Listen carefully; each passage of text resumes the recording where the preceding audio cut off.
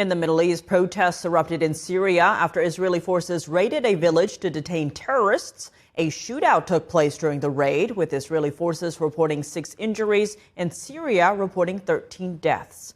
NTD's Jason Perry has the details.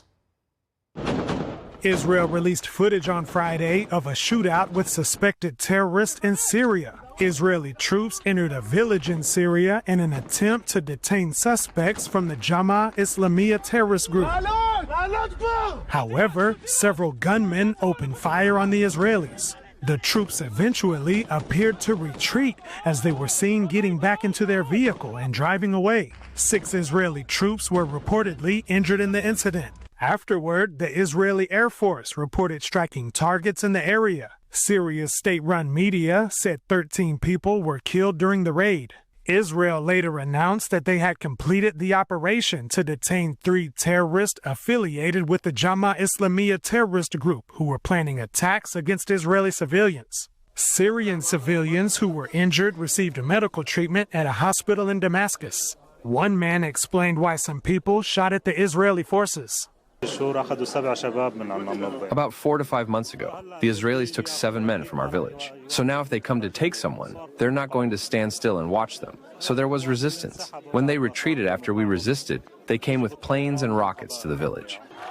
And on Friday, residents took to the streets in Syria and marched in the capital, with some condemning the Israeli raid. This assault is an attack on Syria's sovereignty, the dignity of the Syrian people, and the land of Syria. There is no room to negotiate or work with this enemy except with the language of aggression that they use with us. Syrian officials called for the international community to take, quote, urgent action to stop the Israelis from entering the country. And at the same time, Israeli troops continue to operate along the Syrian border, saying their mission is to protect Israeli civilians from terrorist organizations. Israeli troops continue a similar mission in southern Lebanon, where they continue to strike the Hezbollah terrorist group. The leader of Hezbollah on Friday threatened revenge against Israel after a senior Hezbollah commander was reportedly killed by an Israeli strike in Beirut.